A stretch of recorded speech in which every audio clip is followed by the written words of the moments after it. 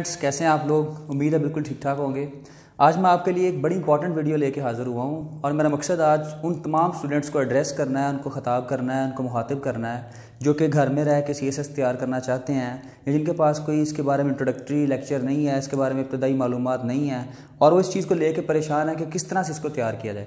तो आज मैं आपको बताऊंगा कि किस तरह बेसिकली CSS की तैयारी करनी है और किस तरह कम वक्त में स्मार्ट वर्क के ज़रिए हम लोग इसको जल्दी से जो है तैयार कर सकते हैं और अपना कीमती वक्त बचा सकते हैं।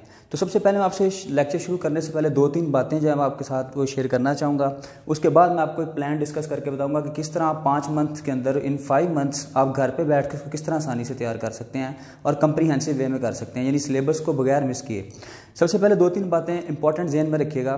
कहते हैं कि a stupid with a plan can beat a genius without a plan, कि अगर एक बेवकूफ़ आदमी प्लान के ज़रिए किसी बहुत ज़्यादा ज़हीन आदमी को जिसके पास प्लानिंग नहीं है उसको शिकस्त दे सकता है, मात दे सकता है। तो CSS के अंदर अगर आप सिलेबस को एक्सपेंशन में चले जाएंगे, उसके फैलाव में चले जाएंगे, तो आप यकीन करें 3 से 4 साल भी कम है इसको कवर करने के लिए। लेकिन अगर आपको कोई अच्छा गाइड या अच्छा मेंटर मिल जाता है और आपको ट्रैक बता देता है तो आप इजीली इसे घर में बैठ के भी जो है 5 से 6 मंथ्स में ईजिली इसको आप मैनेज कर सकते हैं और विद रिवीजन जो है आप 1 साल तो बहुत ज़्यादा है। आज मैं आपको बताऊंगा कि 5 मंथ में इसको किस तरह कवर करना है। लेकिन उससे पहले 2-3 चीज़ें ज़रा ज़हन में रखिएगा। सबसे पहले कभी भी आपने गलती नहीं करनी कि अक्सर स्टूडेंट्स ये करते हैं, घर में बैठे हैं, साथ साथ एक किताब शुरू कर दी, एक सब्जेक्ट को लेकर स्टार्ट कर लिया।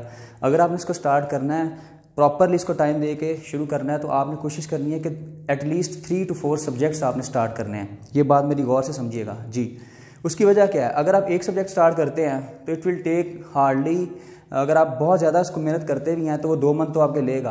और अगर आप 2 मंथ एक सब्जेक्ट पे लगाते हैं तो टोटल 12 सब्जेक्ट्स हैं। आप खुद ही कैलकुलेट कर सकते हैं कि आपने जो है 2 साल तो जो है वो सब्जेक्ट्स कवर करने पे लगा दिए। उसकी बजाय अगर आप थोड़ा थोड़ा करके सारे सब्जेक्ट्स को साथ लेके चलेंगे तो आप बड़ी आसानी से और बड़ी जल्दी जो है कम जो टाइम है, कम अरसा है, उसके अंदर कवर कर लेंगे। पहली बात तो ये है कि आपने सारे सब्जेक्ट्स को मैनेज करना है। फिर दूसरी चीज़ ये है कि आपने मैनेज करना किस तरह से, अपनी रूटीन किस तरह से बनानी है, टाइम टेबल किस तरह से बनाना है, ये बहुत इंपॉर्टेंट है।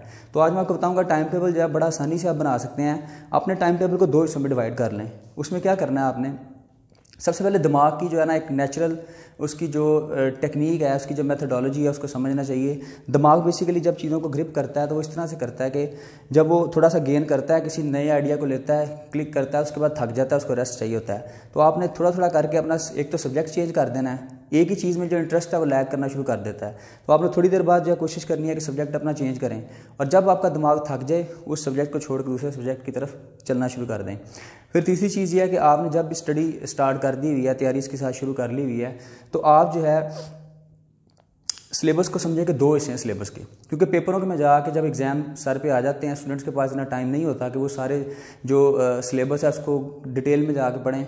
तो आपने 2 हिस्सों में सिलेबस को डिवाइड करना है। CSS में ये बात ज़हन में रखिएगा कि आपको जो मार्क्स देती हैं चीज़ें हर पेपर के अंदर, एक ऑब्जेक्टिव पोर्शन है और एक सब्जेक्टिव पोर्शन है, सिवाय ऐसे के। तो आपने जो ऑब्जेक्टिव पोर्शन है वो आपके एग्जैक्ट मार्क्स हैं, उनको आपने इग्नोर नहीं करना, सेट असाइड नहीं करना। क्योंकि असल में जो बूस्टर रहता है वो आपका सब ऑब्जेक्टिव पोर्शन ही दे रहा होता है। आपका जो मरूजी वाला हिस्सा है वो एक तरह से आपका बूस्टर प्लान है, वो आपको पूरे नंबर दे सकता है। और दूसरी चीज़ ये है कि सब्जेक्टिव पोर्शन के अंदर जो आपके मार्क्स देने वाली चीज़ है वो आपकी बेसिकली कोटेशंस हैं और रेफरेंसेस हैं या डेफिनेशंस हैं, उनको आपने किसी सूरत में मिस नहीं करना जब भी आपने नोट्स वर्क करना है। इसके बाद की वीडियो में मैं बताऊंगा कि आपने नोट्स किस तरह बनाने हैं, स्मार्ट नोट्स किस तरह बनाने हैं, जल्दी नोट्स किस तरह बनाने हैं। लेकिन सबसे पहले आप ज़हन में रखिएगा कि जब भी आपने तैयारी करनी है तो आपका एक हिस्सा तो हुआ जो कि क्रैमिंग के साथ रिलेटेड है, जिसके अंदर जो कोटेशंस हैं, जो रेफरेंसेस हैं, या कुरान मजीद की आयतें हैं अगर इस्लामियात का पेपर है। इसी तरह अगर पंजाबी का पेपर है तो शोरा है, जो शायर हैं पंजाबी के, सूफ़ी शायर या न्यू शायरी, उनके जो शेर हैं तो उनको आपने याद रखना है। तो उसके लिए आपको पहले से वर्कआउट करना पड़ेगा, यानी पेपर के एग्जामिनेशन रूम में जाने से पहले ही आपकी वो चीज़ें फिंगर टिप्स में होनी चाहिए ताकि आपको बाद में प्रॉब्लम क्रिएट ना हो। तो ये बात में ज़हन में रखनी है। और कुछ चीज़ें इस तरह की होगी, वो कॉन्सेप्ट्स होंगे, अगर आप उनको एक दफ़ा कंप्रीहेंड कर लेंगे, समझ लेंगे, तो आप उस पर खुद से भी लिख सकते हैं। तो आपने 2 बेसिकली रेफरेंस के साथ तैयारी करनी है। कई बच्चे बहुत ज़्यादा इंटेलिजेंट होते हैं, पेपर में चले जाते हैं, जब वहाँ पर जाते हैं तो उनके पास खुद से लिखने के लिए मटेरियल होता है, लेकिन वो पास तो कर लेते हैं, लेकिन उनके पास जो एक्स्ट्रा नंबर है, क्योंकि ये कंपटीशन की गेम है, आप जितने ज़्यादा वहाँ पर रेफरेंसेस देंगे, कोट्स देंगे, उतने अपने पेपर में आप दूसरों से आगे जाते जाएंगे।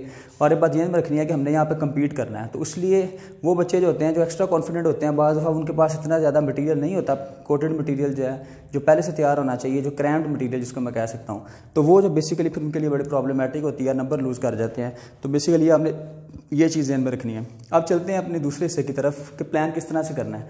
मैंने यहाँ पे एक कंप्रीहेंसिव और एक प्रैक्टिकल और फिजिबल प्लान बनाया जो कि काबिल अमल भी है, इम्प्लीमेंटेबल भी है। 5 मंथ्स का प्लान है मेरे पास और आप देखेंगे कितना आसानी से हम इसको कवर कर सकते हैं। सबसे पहले देखिएगा मंथ 1, पहले मंथ के अंदर आपने क्या करना है, आपने 5 सब्जेक्ट्स लेके चलना है। अच्छा, सब्जेक्ट्स करने का तरीकाकार मैं बता देता हूँ।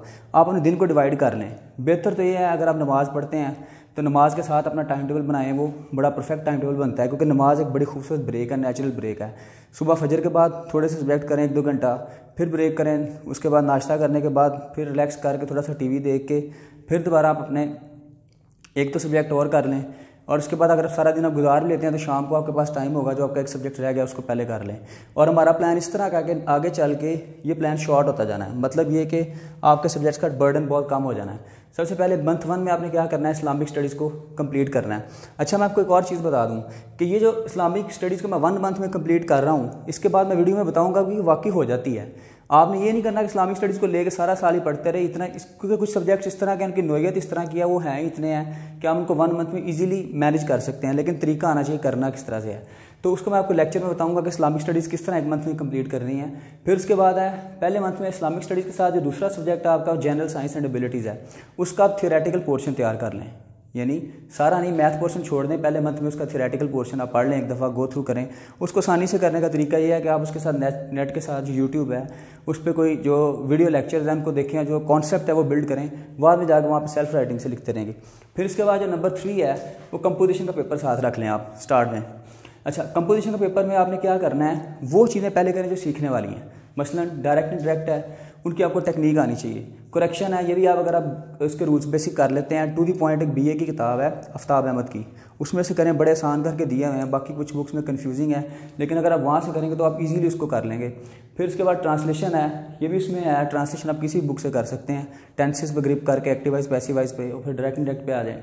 तो बेसिकली पहले कंपोजिशन का आप ये वाला पोर्शन करें, ये आसान है। पहले मंथ में आप डायरेक्ट इंडायरेक्ट ईजी है, करेक्शन है, ट्रांसलेशन है। मेरी वीडियोस भी पड़ी हुई हैं डायरेक्ट और इनडायरेक्ट की, वो भी आप देख सकते हैं, वो भी हेल्पफुल हैं। और उसके बाद फिर आप चौथे नंबर पे पॉलिटिकल साइंस साथ में ला लें। अच्छा, पॉलिटिकल साइंस को किस तरह ब्रेकअप करना है, क्योंकि मैंने जो भी आपका ऑप्शनल सब्जेक्ट है, मैंने तो इसमें अगर आप देखें पहले 3 कंपलसरी सब्जेक्ट्स हैं और 2 मैंने सिर्फ ऑप्शनल बनाए हैं, उसका भी थोड़ा सा पार्ट। पहले मंथ में मैंने क्या कर रहा हूँ, पॉलिटिकल साइंस के सिर्फ फिलोसफर पढ़ रहा हूँ। अच्छा, पॉलिटिकल साइंस के फिलोसफर जो न्यू सिलेबस उसमें बहुत ज़्यादा ऐड हो चुके हैं, आपने वो सारे नहीं करने। हार्डली 8 to 10 फिलोसफर हैं जिनमें से पेपर आता है, वो भी मैं आपको बताऊंगा इसके बाद वाली वीडियो में कौन से हैं, किन बुक से करना है, वो भी आपके लिए आसानी हो जाएगी। तो नेक्स्ट आपको चल के मैं इंशाल्लाह ताला मजीद स्मार्ट वर्क के बारे में बताता रहूँगा। उसके बाद आ गया जी पंजाबी ईजिली 1 मंथ में बड़ा ईजिली आप उसको गो थ्रू कर सकते हैं, उसका मैं ऊपर पूरा लेक्चर दूंगा। ये मेरा बेसिकली प्लान है, जो नहीं कह सकते हैं, एक स्केच है। इसके बाद जो डिटेल्ड लेक्चर है कि हर सब्जेक्ट को तैयार करना किस तरह से है और किस तरह अच्छे नंबर लेने हैं, उसके ऊपर इंशाल्लाह मैं इंडिविजुअल वीडियो बनाऊंगा हर एक की। अच्छा, ये वाला हो गया आपका पहला मंथ। उसके बाद पहले मंथ में इस्लामियात निकल जाएगा आपका, यहाँ से रिमूव कर दें आप उसको। प्लस आपका क्या चला जाएगा, ये वाला ऑप्शनल पेपर पंजाबी का भी खत्म हो चुका होगा। और उसके बाद आपके पास फिर क्या रह जाएगा, जनरल साइंस का आपने एक पेपर तैयार कर लिया, आप दूसरे मंथ में आते हैं। आप जनरल साइंस का जो दूसरा पोर्शन है, मैथ्स पोर्शन, उसको अगले मंथ में आराम से तैयार कर लें। उसको कैसे तैयार करना है उसके बारे में आपको लेक्चर में इंशाल्लाह ताला गाइड करूँगा, हर सब्जेक्ट के बारे में। फिर नंबर 2 प्रेसी जो आपका पेपर था, कंपोजिशन और प्रेसी, उसको आपने क्या करना है, उसके हिस्से में देखें कौन सी चीज़ें रह गई हैं। फॉर एग्जाम्पल ईडियम्स हैं, प्रपोजिशनल वर्ड्स हैं, गेट वर्ड्स हैं, उनको स्टार्ट कर लें। और प्लस इसके साथ पोल साइंस का जो पॉलिटिकल थ्योरीज पे आ जाएं। पेपर 1 का जो दूसरा पार्ट है पॉलिटिकल थ्योरीज, इसके अंदर जो है मुख्तलिफ कॉन्स्टिट्यूशन जो है, गवर्नमेंट के टाइप्स जो हैं वो बताई गई हैं, वो कर लें।